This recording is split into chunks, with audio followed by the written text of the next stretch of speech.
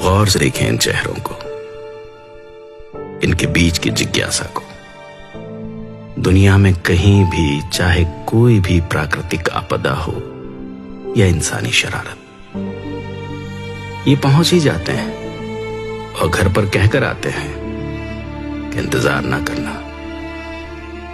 आप चाहे इन पर एतबार करें या ना करें, पर ये करेंगे, आपके लिए लड़ेंगे, आपकी मौत आपसे आगे होकर मरेंगे। इनको कोई फिक्र नहीं कि क्या सजा होगी, क्योंकि ये पता है क्या मानते हैं कि इसमें उसकी रजा होगी। कभी आतंकवादी, कभी बागी, लेकिन करे भी क्या, ये बगावत इनके खून में है।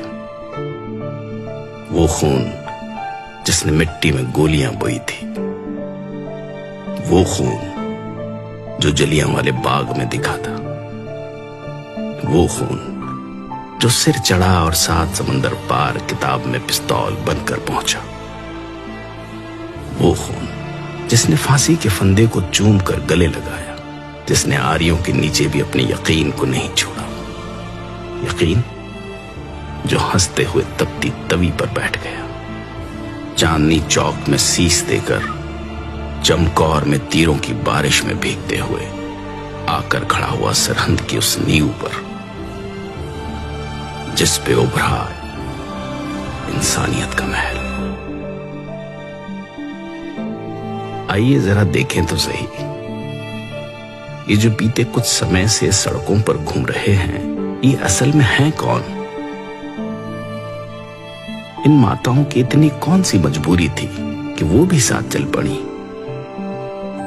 ये मजबूरी इनके जागते ज़मीर की है, इनकी पवित्र कोख की है, जिनमें से दुनिया के तमाम योद्धाओं ने जन्म लिया। भला ये घर पर कैसे रह सकती थी? इन्हीं में से जन्मे थे आनंदपुर की धरती से सिर मांगने वाले और सिर देने वाले। इन्हीं में से जन्मे वो योद्धा जो पैदा तो अलग अलग गर्भ से हुए, लेकिन आखिर में अपनी सबसे प्यारी मां धरती की कोख में समा गए। ये वही हैं जो रक्षा करते हैं,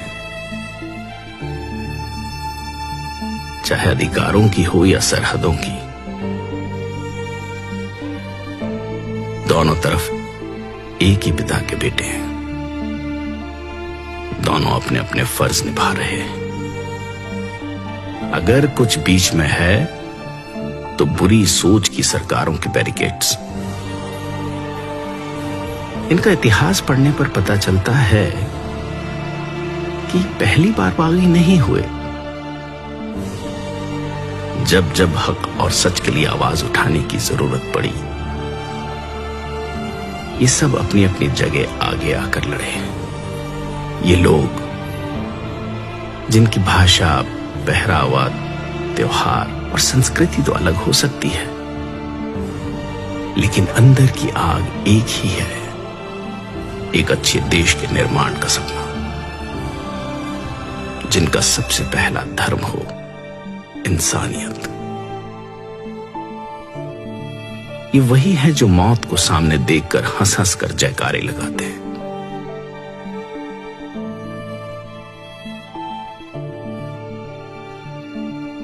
गोरे तो इस देश से चले गए, लेकिन अपनी सोच इन कुर्सियों के आसपास ही कहीं छोड़ गए। जिन पर बैठने वाले चेहरे तो बदलते हैं, लेकिन लोगों को बांटकर राज करने की बुरी नीयत नहीं बदलती। लेकिन ये कैसे लोग हैं जो हर बार इस बंटवारे को गिरेबान से पकड़ लेते हैं? पानी के मसले पर बांटे हुए आज जमीन के मसले पर कंधे से कंधा मिलाकर लड़ रहे हैं। इनके माथे की लकीरों में तवारीख लिखी गई है। इन्हें सिर्फ झुर्रियां समझने की गलती ना कर लेना। इन आंखों ने अपने हाथों से तैयार कर बेटों को मौत की बारात भेजा है। वो आंखें जिन्होंने आजादी के सपने देखे, जो दंग रह गई जब शीशम की चमकदार कुर्सियों पर बैठे मखमल के कुर्तों ने आजादी के नाम उजड़ जाने का शाही फरमान जारी कर दिया। सिर्फ हाथ बदले हैं, हथियार आज भी वही है, चोटें आज भी वही है। लेकिन इन भले मानसों ने उजड़कर भी पता है क्या कहा? नानक नाम चढ़दी कला, तेरे भाने सरबत का भला। ईश्वर की रजा को सबसे ज्यादा मानने वाले किसान सब कुछ यही तो पाल रहे हैं। इन फसलों को, तुम्हारी नस्लों को, गरीबी से मर रहे आम इंसान को, भ्रष्टाचार से बढ़े हुए पेट को, ईमान को, बेईमान को, इंसान को, शैतान को, बेजुबान को, हिंदू, सिख, ईसाई, मुसलमान को, सबको यही तो पाल रहे हैं। इसीलिए तो इन्हें अन्नदाता कहा जाता है। लेकिन अफसोस, आज जब यह अन्नदाता अपने वजूद के लिए सर्द रातों में घर परिवार छोड़कर सड़कों पर उतरा, तो ऊंची छतों वाले कमरों में हीटर ऑन कर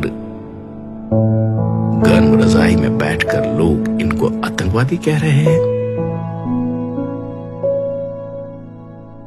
अगर अपनी आजादी, इंसानियत और सबके भले की बात करना आतंकवादी होना है तो माफ कीजिएगा, पर कोशिश करना कि ऐसे आतंकवादी बन सके जो मारते हैं दिलों की नफरत को,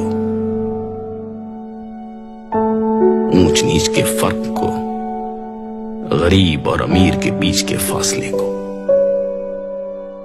और हां, मरने से याद आया, मौत केवल शरीरों की ही नहीं होती।